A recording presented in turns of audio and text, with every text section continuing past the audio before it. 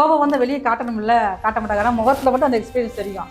அப்போ வந்து உணர்ச்சிகளை வந்து தனக்குள்ளேயே அடக்கு, ஏதோ கோபமோ துக்கமோ சந்தோஷம் ஏதோ வெளியே காட்டணும்ல, இல்லை கத்தவாவும் செய்யணும்ல, அதுவும் செய்ய மாட்டாங்க. அப்படி இருக்கக்கூடிய இவங்களுக்கு வந்து அந்த உணர்ச்சிகளை தனக்குள்ளேயே அடைக்கிறதுனால தான் பாருங்க நிறைய வந்து மன அழுத்தம் இருக்குது. இந்த மன அழுத்தத்துடைய தாக்கம் என்ன அப்படின்னா கால் பாத வலி கொடுக்கும். அப்போ கால் பாத வலி கொடுக்குறப்ப அதுக்கு என்ன தீர்வு? இவங்களும் எல்லா ட்ரீட்மெண்ட் எடுப்பாங்க, ஒன்றுமே கேட்கவே செய்யாது கடைசிக்கு.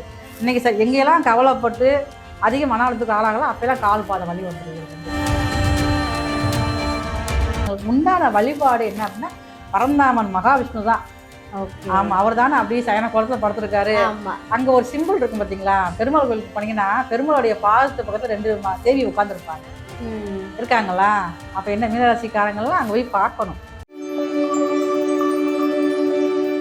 மீனராசி என்பர்கள், இந்த மீனராசி என்பர்கள் நீண்ட ஆயுளோடு ஆரோக்கியமாக வாழ்றதுக்கு என்னெல்லாம் பண்ணலாம்?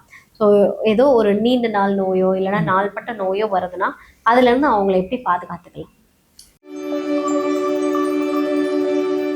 மீனராசி தான் இருக்கிறதுலே 12வது ராசி. ஆமாம், அதுவும் போக பாருங்க நீர் ராசி வேற. அப்போ நீர் ராசிக்கு தான் பாருங்க அதிகமான நோய்கள் அதிகமாக வந்துக்கிட்டே இருக்கும். ஒரு பரம்பரையாக வரக்கூடிய பிரச்சனையாகட்டும், ஏதாவது பிரச்சனையாகட்டும் இருந்துக்கிட்டே இருக்கும். இவங்க உடம்புல பெரும்பாலும் நீர் சத்து அதிகமாக இருந்துக்கிட்டே இருக்கும். அதனால் ரொம்ப வந்து இவங்க வந்து ஹார்ட் ஒர்க் பண்ணாலே இவங்களால முடியாது.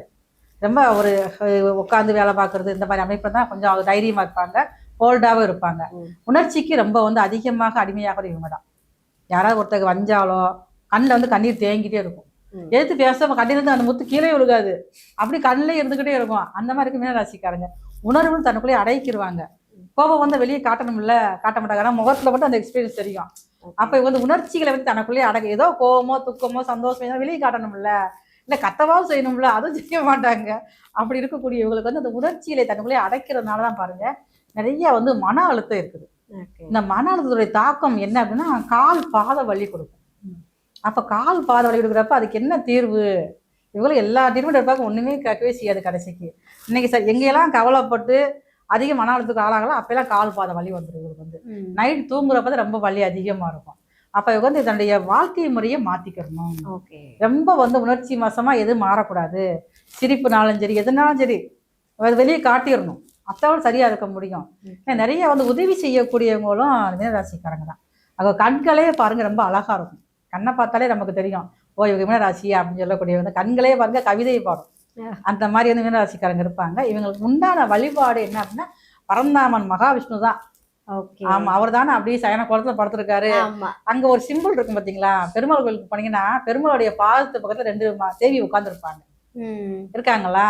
அப்போ என்ன மீனராசிக்காரங்கள்லாம் அங்கே போய் பார்க்கணும். பெருமாள் கோயிலில் ரெங்கநாதர் படுத்த மாதிரி சயன கொடுத்துருப்பார்ல, 2 தேவி கால் மட்டில் உட்காந்துருப்பாங்கல்ல, அதுதான் பாருங்க. அங்கே போய் தரிசனம் ஆயிட்டு வரணும். புதன்கிழமை போகணும். போய் அந்த ரங்கநாதரை போய் தரிசனம் ஆயிட்டு வந்து இவங்க செய்யக்கூடிய வழிபாடு முறைகளும் அவருக்கு உண்டான விஷ்ணு சகஸ்ரநாமம் படிக்கணும். அங்கேயே உட்காந்து படிச்சுட்டு பெருமாளுக்கு பிடிச்சதே பாருங்க துளசி வாங்கி கொடுத்து அங்கேயே அமர்ந்து படிச்சுட்டு பாசி பயிர் இவங்க வந்து யாருக்காவது தானம் கொடுக்கணும். ரொம்ப விசேஷமாக இருக்கும். உங்களுக்கு உண்டான மருத்துவம் அப்படின்னு சொல்லி பார்த்தீங்கன்னா வந்து இவங்களுக்கும் பாருங்க மூலிகை மருத்துவம் தான். மகாவிஷ்ணுனாலே மூலிகை தான். அங்கே வந்து புதன் வேறு நீசம், புதன்னாலே பாருங்கள் இலைய கொடிகள் இதுதான் பாருங்கள். அப்போ வந்து மூலிகை மருத்துவத்தில் ரொம்ப சிறப்பாக இருக்கும். இவங்க செய்ய வேண்டிய வழிபாடு அதான் பார்த்துக்கோங்க. நைட்டு என்ன செய்யணும், தூங்க போகிறப்ப இவங்க கால் பாதத்துக்கு வந்து மஜாஜ் பண்ணணும். வேணுன்னா அங்கே தான் மகாலட்சுமி அப்போ தான் செய்கிறாங்க மகாவிஷ்ணுவுக்கு. நம்ம கோயிலுக்கு போகிறது நம்ம அதை பார்க்குறதுக்காக தான் போகிறோம்.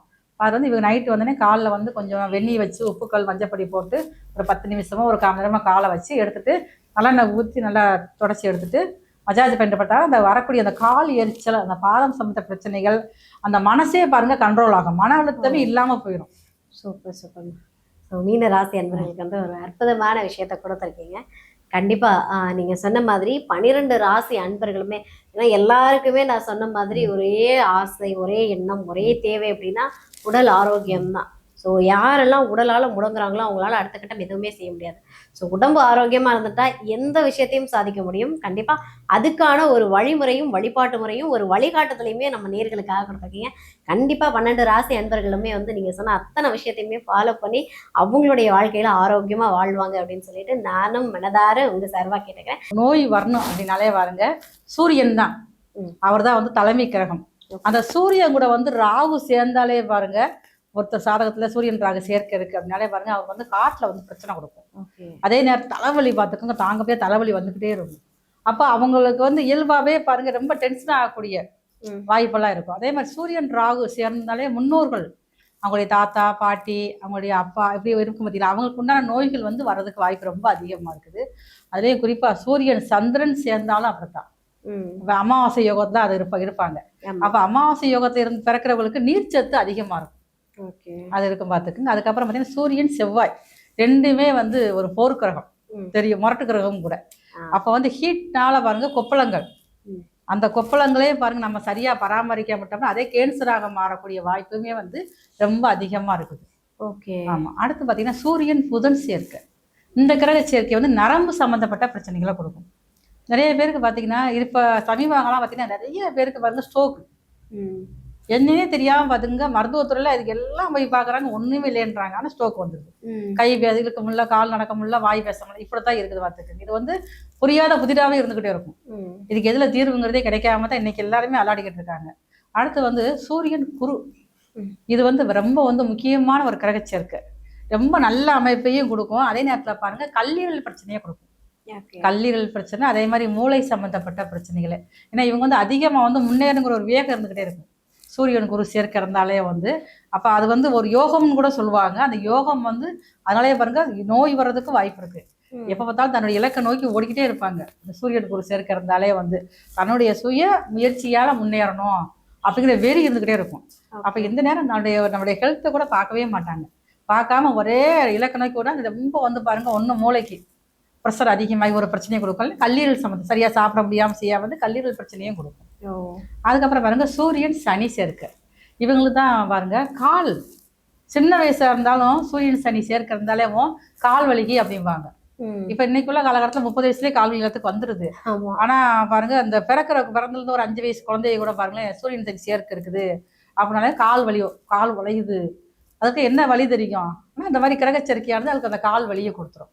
அந்த எலும்பு இந்த மச்சைகள்ல உள்ள அந்த சவுல பூரா பலகீனமாகி வலிக்க ஆரம்பிச்சிடும். அது வந்து அதுக்கடுத்து நம்ம ஏற்கனவே சூரியன் ராகு பார்த்துட்டோம். சூரியன் கேது அப்படின்னாலுமே அப்படித்தான்.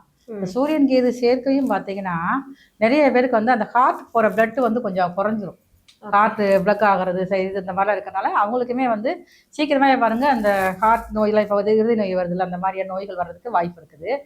பொதுவா ஒருத்தர் ஜாதகத்துல உத்திரட்டாதி பூரட்டாதி இந்த 2 நட்சத்திரத்தை பிறந்திருந்தாலும் இந்த 2 நட்சத்திரத்துலையுமே கிரகங்கள் இருந்தாலும் அவங்களுடைய அப்பா வழியிலேயே அம்மா வழியிலேயே யாருக்கா ஒருத்தருக்கு கேன்சர் இருக்கும். இது வந்து 100 ஜாதகம் வந்து பார்த்து இது வந்து நான் வந்து ஆய்வு செஞ்சது. இது வந்து அதனால அதுக்கு இதுக்குமே நிறைய பாருங்களேன், அவங்களுக்கு யாருக்காவது அந்த நட்சத்திரத்துல வந்து புதன் இருந்தாலும் செவ்வாய் ஏதாவது கிரக சேர்க்கை இருந்தாலும் பாருங்கல்ல, அந்த நட்சத்திரத்திலே பிறந்திருந்தாலும் கேட்டோம்னா ஆமா அப்படின்றாங்க. அதனால வந்து அந்த கேன்சர் அப்படின்னால இந்த 2 நட்சத்திரத்தை முக்கியமா நம்ம எடுத்துக்கிறோம். ஆமா, இது வந்து பெரிய ஒரு ஆபத்தான ஒரு விஷயமா இருக்குது. அப்படி ஒரு விஷயம் இருந்துட்டு அப்படின்னாலே நம்மளுடைய வாழ்க்கை முறையை வந்து மாத்திக்கணும். பாட்பஸ்ட் உணவுகளை வந்து ரொம்ப இதா சாப்பிட்றாங்கல்ல, அதெல்லாம் சாப்பிடக்கூடாது. நல்ல ஒரு பழக்க வழக்கங்கள், காலைல எந்திரிச்சோடனே வந்து வாக்கிங் போறது, சூரிய நமஸ்காரம் பண்றது, லேட்டா எந்திரிக்க கூடாது, லேட்டா தூங்கக்கூடாது. ஏன்னா லேட்டா தூங்கினாலே பாருங்க நம்மளுடைய பெட்ரோல் சுரப்பில வந்து சிரட்டான் சுரக்காம போயிரும்ல. அதான் பாருங்க பகல்ல பார்த்தீங்கன்னா அவங்களால ஒரு தூக்கமே இல்லை, ஒரு ஆக்டிவா இருக்கவே முடியாது. அந்த மாதிரி நம்மளுடைய பழக்க வழக்கங்கள்லாம் மாத்திக்கிட்டாங்கனாலே வந்து அந்த கேன்சர் பிரச்சனைகள் வராம போயிடும். இன்னொன்னு பரம்பரையா வரக்கூடிய நோய் அப்படி ஒரு தாக்கம் இருந்தாலே வந்து நம்ம வந்து சிக்கன் சாப்பிட்றத முதல்ல வந்து அவாய்ட் பண்ணிடணும். மற்றபடி அசைவம் சாப்பிட்டுக்கலாம், அதில் சிக்கன் மட்டும் நம்ம வந்து குறைச்சிக்கிட்டோம்னா அந்த பரம்பரையா வரக்கூடிய நோய்ங்கிறது கொஞ்சம் இதாக குறைஞ்சிடும். அதே மாதிரி ஏதாவது ஒரு வழிபாடு என்ன மதமாக இருந்தாலும் அந்த மதம் சார்ந்த ஒரு வழிபாடு காலையில 4லேருந்து 6க்குள்ள பண்ணிடணும். அது இப்ப நிறைய அந்த பழக்க வழக்கம் மாறிடுச்சு. நம்மளுடைய இஷ்டப்படி எந்திரிச்சு ஒரு 8 மணிக்கு செய்து அப்படிலாம் இருக்கக்கூடாது.